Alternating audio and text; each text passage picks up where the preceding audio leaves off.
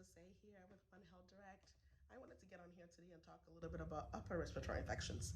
So as you can hear my voice, I am a little bit hoarse today. I'm getting over an upper respiratory infection that I got from my little one through daycare. So obviously with this day and age, if you are having symptoms of upper respiratory infection, which is sore throat, congestion, body aches, headache, low-grade fever, you want to make sure that you get a COVID test. I always tell my patients to wait at least 3 days and then do a COVID test. And if that's positive, you will want to isolate, quarantine to decrease the spread. And for those who have high risk, who are high-risk individuals, you want to let your doctor know so you can get some of the treatments that are available. We're still doing a lot of vaccines, and make sure you get your COVID vaccine. People that are vaccinated are getting milder symptoms for COVID. So if you do test and it's for that, you at least can get in touch with your doctor to inform them. Now, we're also in flu season, so if you do have symptoms that I discussed about, then you do want to make sure that you don't have the flu.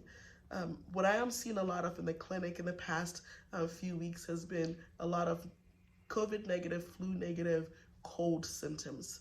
So you want to make sure that you do some things that you can do at home to help manage those symptoms and make you more comfortable. There are a few things that I usually do that have been very helpful. Most of the cold symptoms can last about 7 to 10 days, and you don't want to be uncomfortable throughout that whole time. So you want to make sure that, one, you are getting a lot of rest. Rest as much as you can. I know we're all very busy. You also want to make sure that you're getting some fluids. So staying hydrated is very important. The congestion that comes with cold symptoms causes dehydration. So staying hydrated helps get you through those symptoms. If you're having sore throat, you can do some warm tea with lemon or honey to help with that. Throat lozenges over the counter are also very helpful. For those with a cough, you want to do honey. It's been shown to be helpful in treating cough symptoms. Now, if you're going to use honey, make sure you do not use it in case there are less than one. But for kids, you can get the Zarbee's over the counter if they're older than one, or you can also do like warm tea as an adult and just add a teaspoon of honey in there. Nasal sinus rinses are my absolute favorite. I know it's not for everybody, but if you can, the NeoMed nasal sinus rinse, which is over the counter, you can get it at most pharmacies. It's very helpful with clearing your sinus cavity and with helping with the congestion. For those who cannot do a nasal sinus rinse, you could do a nasal saline spray. Now, the thing with that is you have to do that frequently throughout the day. So about every 2 to 3 hours, you make sure that you're getting nasal saline spray, and that will thin out some of the congestion and helps with that as well.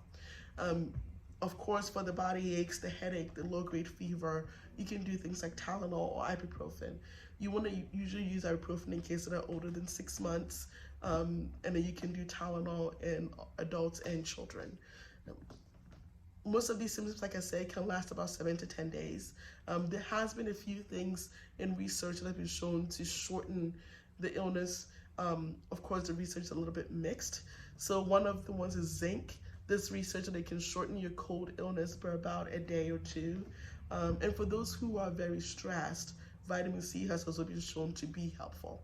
There is a lot of question about whether echinacea is helpful. And so I always recommend, if you are going to use it, make sure that you talk to your doctor and make sure that it doesn't interact with any medications that you're taking. Again, my name is Dr. Elsie. If you have any cold symptoms, I hope that you can try these remedies and see if they're helpful.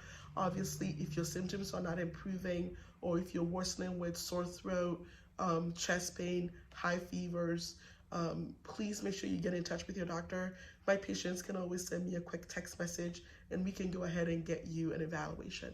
All right, have a good day, have a good Monday, and hopefully we can get back on here again and continue to talk about other topics that are pretty big during the winter time.